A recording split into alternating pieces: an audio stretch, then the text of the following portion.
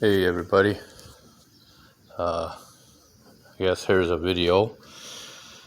It's been a long time since I've done one. I did one before, just a short one on the gas tank. I'll go over that for you guys. Well,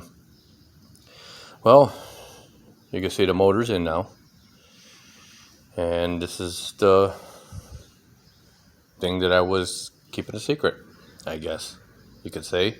Or told you in the last video that I will let you know about. Here it is, motor's all done, in, running. Probably go over more of that as I go along here, and some things I dealt with. Let's see where to start. Okay, well, this is actually to continue on the I guess the part 2 of the gas tank. So I'm going to show you guys on that. Snap, I'm going to grab a flashlight just in case. Alright. Now remember, I told you this is for a... I might have cleaned it. I didn't even clean it off. This is for a 70 to 72 gas tank from Tank Inc. You see everything's in. Everything's in. There's one. Okay, and this is a notch one. You can watch the first video. It explains a lot more about the gas tank. It fits no problem. I'm going to try to show you guys what I did do. I didn't mention in the last one what I had to do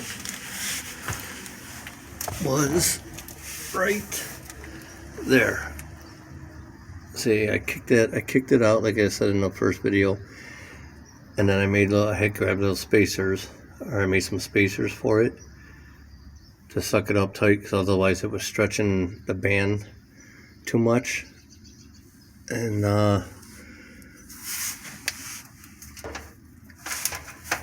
then that's it for that. And then I ran, because as you know, it's the fuel injection gas tank. Now they use 6 AN. I changed mine all over to 8s, because I felt like the fuel injection would starve a little bit here and stuff. It just seemed like I was getting problems with it, so I figured I'll change over to 8 and see what happens. So that's that. As you can see, it's the notch one. It's the notch gas tank. I hope I could get that better for you guys. You know, I guess you really can't really tell, but it is. Okay, well, I guess while I'm down here, I don't know if you know or seen any of the videos. This rear end is actually out of a 96 Caprice. Actually, the rear end and the sway bar. It's much beefier sway bar than the factory. Okay, everything fits. You see, everything's in there. This is a 15-inch rim, 15 by 10 rim. I don't remember what the back space is on it. You know, I had to bleed the system and stuff. That's why you see a little bit where the fluid was running down, and I drove it. Everything fits, everything clears. The only thing on these is they are a 5 by 5 lug pattern. Okay. And other than that, everything fits, no problem. There's other videos on that. I'm trying to get my head. So we'll go to the rest things, and then let's see, that's the rim. This is a 15 by 10 rim. What else did I do with it? Let's see, it's got, like I said, fuel injection, Phytech, and I'm let's see, it's got a 700 trans in it. 700 trans.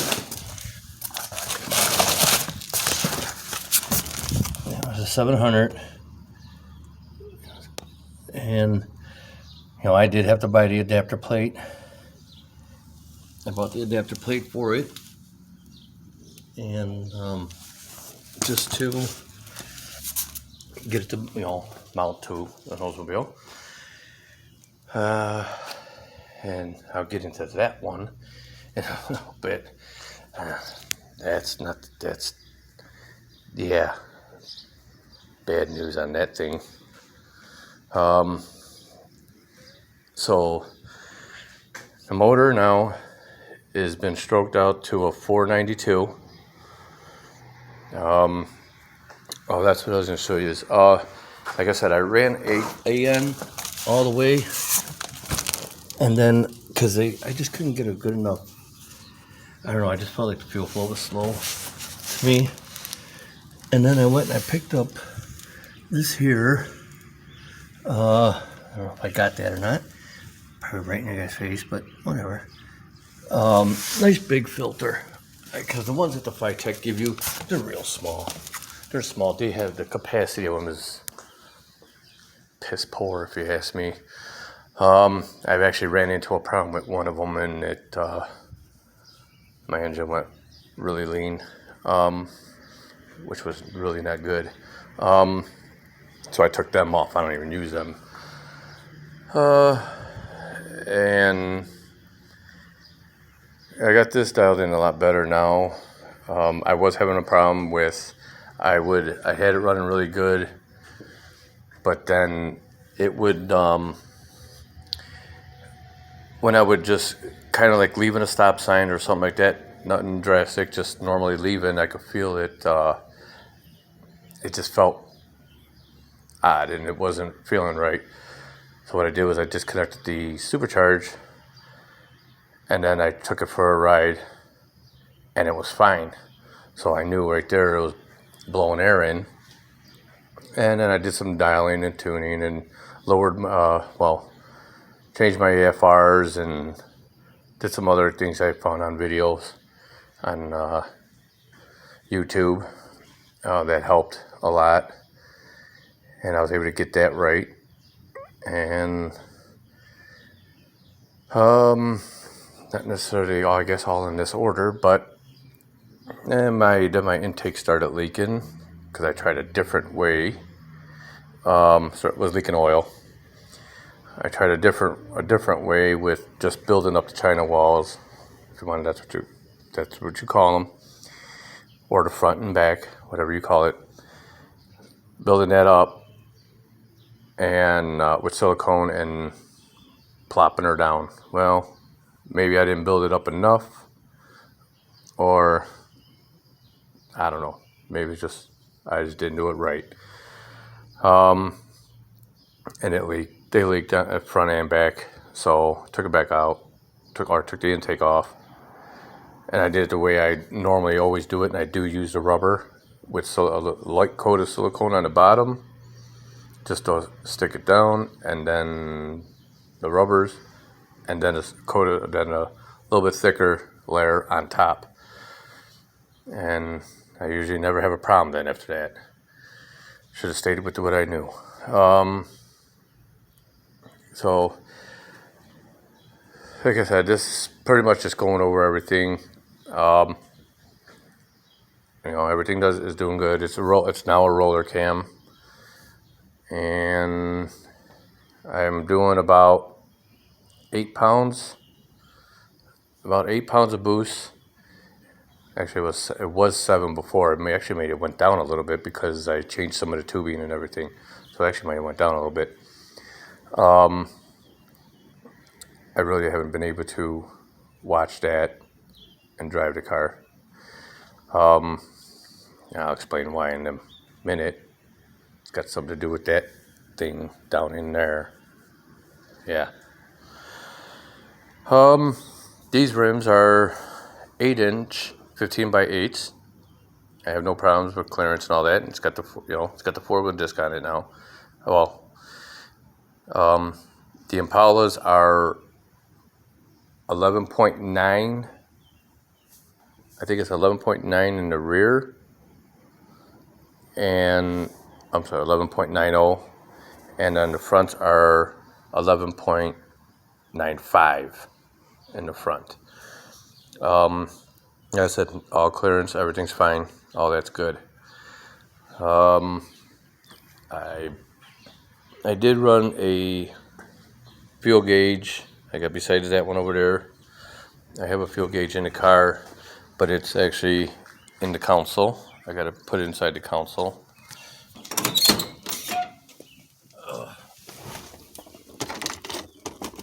Right there. And because I don't want a bunch of gauges out, and I have already enough.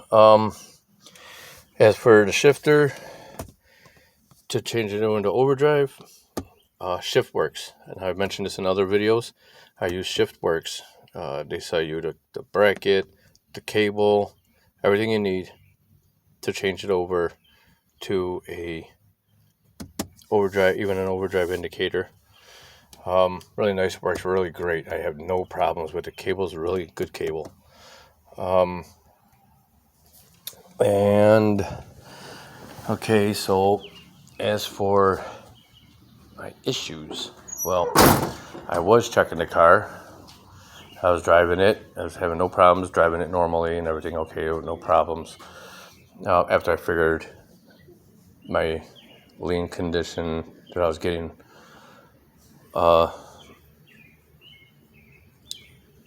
before, and once I got all that figured out and everything through the FiTech, I was driving the car, no problems, whatever, running great, and I had got on it. I guess I could say I got on a little bit here and there before, prior to it. Nothing drastic though. This time I really got into her. I got into her pretty good for a moment, and it was great. Everything felt good. Okay, no problem. But when I hit third gear and the boost was in, it just felt like the trans just had nothing left. So basically let out of it and went to gear, slid out of it and gave it gas just to re-accelerate normal, and I had neutral. So limped it off, let it coast as far as I could. Pulled off. Well, I had first and second, so I limped it all the way home on first and second gear. Yeah, that was a treat. Luckily, I didn't have too far to go, a few miles, and I was able to manage to make it back all the way between first and second gear. So that thing is gone. I'll be getting rid of that thing. And he decided on what I'm going to do though. If I'm going to go back to a 400, what I never had problems with, and the only thing was different was I didn't like about the 400 is I got a lot of RPMs because I had the 373 gear in there. Sorry. So this is where I may go with the 400. I may go with a 4L80. I don't know. The price difference is a big amount for what I'm looking for. And, considering what I do, how much driving I do and all that, can I deal with the 400? But we'll figure all that out. Whole nother story. So that one will be coming out. And actually, when I had put the motor in, ran the car and everything, I noticed the trans was leaking. So I was checking around. Well, the front seal was leaking.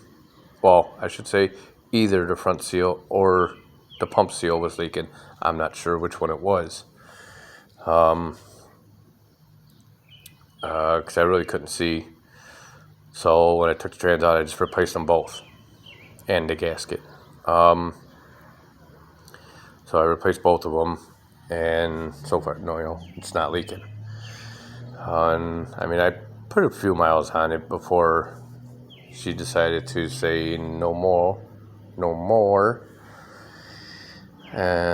Well, first and second, and then I did make changes in here. I bought this.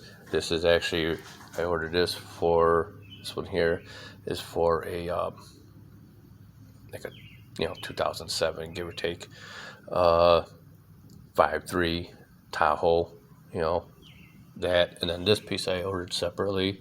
It's got this curve in it, and then I went all 3-inch all the way through the cooler and in there. Then I bought the hat because I didn't like the hat I had. I got this hat on eBay or Marketplace, one of the two. I'm not sure. I like it a lot better. It looks a lot nicer. Obviously we put in a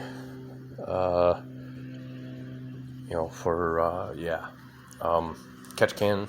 Put that in. Everything seems to be okay. So this car, it's done up to the trans now. Now I gotta tear it into it again and get another trans for it. So kind of been looking, but I kind of ain't been pushing the issue. I've been trying to get my garage straight. It was a train wreck. I finally got bought another shelf and put some more things on the shelf and made more room. And I got all this here. I forgot. I got to put away tools and some boxes that I had that I don't really need anymore. We'll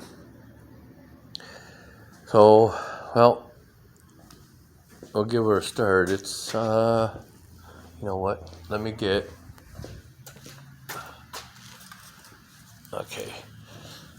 Just so you see temperature. I'll put it right by and that's another thing. You know what? I'm gonna go over that. It says it's 98 there. Well, this isn't what I was gonna go over, but 96 there. Okay, but here's something I did too. Because the Oldsmobiles, this is usually blocked off. Okay, there's nothing here. All right, and all the hot water just sits here, or coolant. It just sits there stagnant inside the head. It has nowhere to go. Okay, pretty much on this side, because here there's just don't do. It's usually just like temp sensor, or it's plugged or whatever. Like there's my temp, and there's the Phytech temp. So all the hot water just likes to sit in here. It gets hotter on this side, opposed to this side. I feel like I gotta sneeze, guys and gals. You got your heater hose, your heater hose, heater control valve. Boom, pumps it right back. Okay, keeps circulation going. Pumps in, water pump, blah blah blah. All right. So what I did was I put this in, drilled and tapped. Well, this one was already here. I drilled and tapped here, and just put in AN fitting. A NPT with an 6 AN. I wanted to reduce it down. I didn't want it too much flow for, I guess you could say. So I put a 6. The reason why I did that is because if you look at this one here, you look inside it. When I had it off, it's actually pretty small. It's about a 6 AN, and it's reduced. So I reduced this one just to match it. Did it help? I'd like to think so. How can I tell? I don't know. But at least it's something I know it is circulating out of that head now. Just like this one. The other thing I was going to say was, now like on the Phytech, it will actually read, and I was checking it, it actually reads like 30 degrees hotter than my stock one. And there is a thing you could do on Phytech, got a video on how to calibrate it. I gotta have them send me the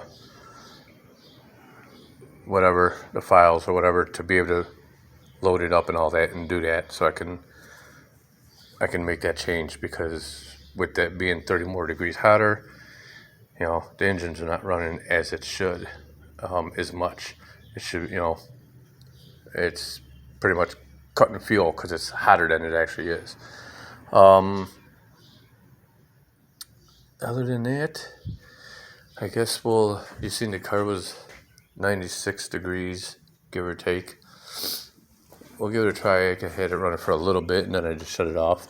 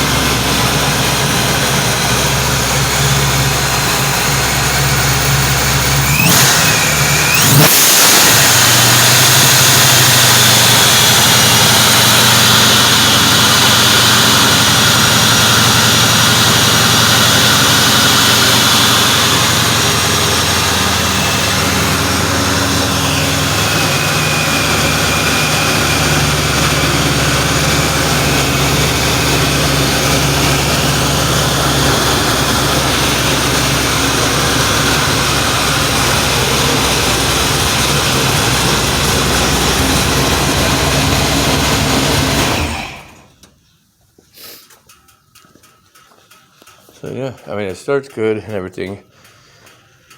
A little bit. I mean, I think I still got to do a little more tinkering, but it does okay. Other thing is I think it's a Champion.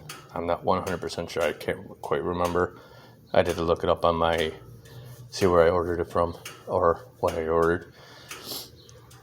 I don't like it. It seems like I have like a good 10 degrees more, 15 degrees more in temperature. And on the bad side, it's 10 to 15 degrees hotter. The engine runs, which I don't like. I like them to run as cool as I possibly can get them. So I don't know. I mean, it's okay, but I'd like it to be a little cooler. So I guess that's really everything on this car. And like I said, it's running, driving, and everything. Well, I stay up to second gear. Yeah. Thank you, Monster. Yeah, Monster Trans. That's who that's from. Okay. And just so you can see that it is right there. Okay. That's theirs. And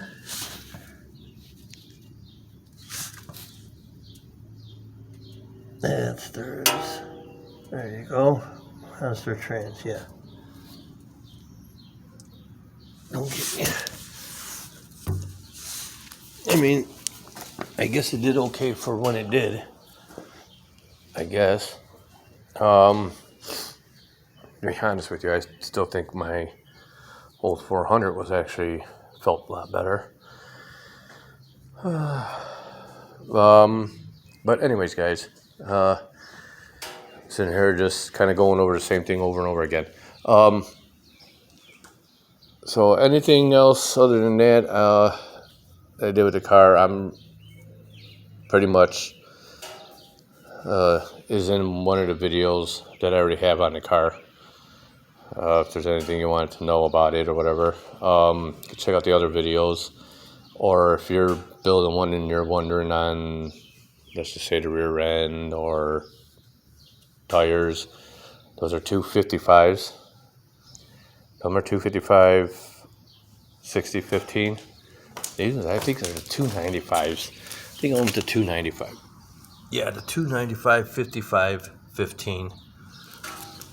Mickey Thompson's. I went with those.